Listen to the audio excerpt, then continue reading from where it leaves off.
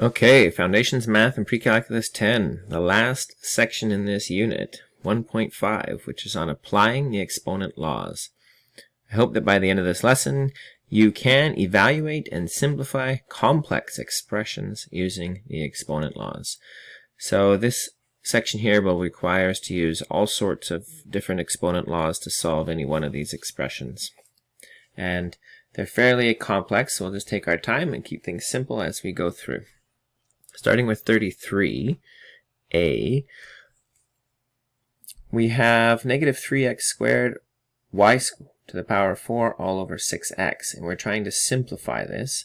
So what we need to gather are like items, and we know we have a couple coefficients here, one of negative 3 and one in the denominator of 6. We have an x squared and an x. So I'm just trying to rewrite this a little bit so these line up nicely above each other. And last at the top we have this y to the power of 4. So now if we try and simplify each of these as like a separate fraction, for example negative 3 over 6, we have a common factor of 3 in the top and the bottom. That would simplify to negative 1/2. And then we have x to the power of 2 divided by x, which will leave us with just x to the power of 1. And we have y to the power of 4. So this one here, I can now combine these values in the top. Negative 1 times x times y, which is negative xy to the power of 4. And it's all over 2. So that one's not too bad. Let's look at 33b. Same idea, we've got this fraction here, so let's start to line pieces up. We have 6 over 7, f to the power of 4, and we have g squared and h cubed. Okay, well, actually none of this stuff here simplifies. So nothing inside the brackets simplifies. Okay, so now what we need to do is we need to write everything inside the brackets needs to be squared. And I like to think of that, the fraction symbol as a grouping symbol, and it groups the numerator and the denominator. So I would like to think of this as 6f to the power of 4 being squared all over 7g squared h cubed all being squared.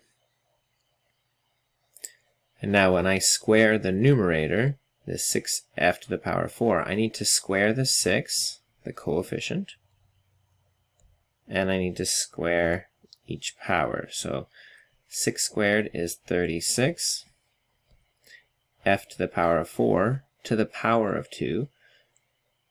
So power of a power will give us f to the power of 8 all over. Now 7 squared is 49. G squared to the power of 2 is g to the power of 4, and h cubed to the power of 2 will be h to the power of 6. Now that we're here, we can see if there's any common factors. I don't see any, so we should be good to move on. Question C.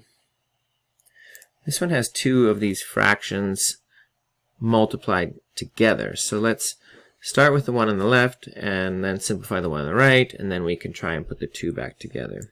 So just like the last question, we have 4y being squared. Oh, let's actually try and simplify first if we can. So we have 4 over 3 x to the power of 4 in the denominator, but nothing in the numerator, then y in the numerator, and the y to the power of negative 4 in the denominator. And we know this whole thing will be squared after. So 4 over 3 cannot be simplified. And there's nothing to simplify with the x to the power of 4 in the denominator. But we can simplify this y divided by y to the power of negative 4. So we have y to the power of 1. When we're dividing, we are going to subtract the exponents. So it'd be 1 minus negative 4, or the same as 1 plus 4, which would be 5. So y to the power of 5. And this whole piece here needs to be squared. So 4 squared is 16. y to the power of 5 squared is y to the power of 10, and 3 squared is 9, x to the power of 4 squared is x to the power of 8. So that's the piece on the left. Now let's do the piece on the right. We have 6 over 2, when we have an x squared over x to the power of negative 3. 6 over 2 can be simplified to just 3. And x to the power of 2 divided by x to the power of negative 3 will be x to the power of 2 plus 3, which is x to the power of 5. Now this whole item is still being squared. So 3 squared is 9. X to the power of 5 to the power of 2 is x to the power of 10. And lastly, we're going to multiply these two guys together. I'm just going to rewrite the one on the right-hand side as a fraction.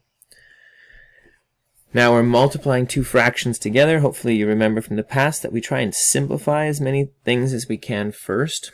So we have a factor of 9 in the numerator and 9 in the denominator here, so we can simplify those two. 9 divided by 9 is just 1. And then we have 16 divided by 1, which leaves us with 16. We have y to the power of 10. There's no other y's.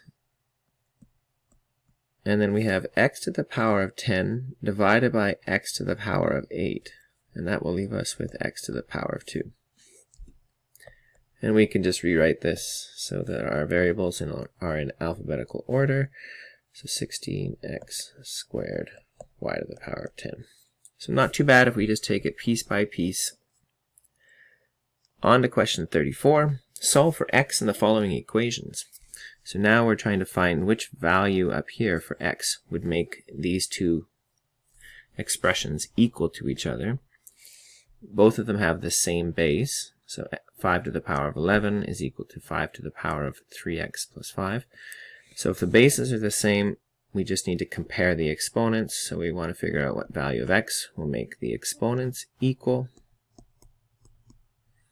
And hopefully you remember equation solving from the last couple of years. Subtract 5 from both sides. 3x is equal to 6, and then divide by 3. And x is equal to 2. For b, it's similar, but a little bit different. We have a product of two powers, so we need to multiply those two together first. When we multiply these, we add the exponents. So we have x plus 2 plus x plus 6. And we can simplify this left-hand side. X plus 2 plus x plus 6 gives me 2x plus 8. And that must be equal to a to the power of 16. Now that we have one base, they're both the same, we can compare the exponents. So 2x plus 8 needs to be equal to 16. Subtract 8 from both sides.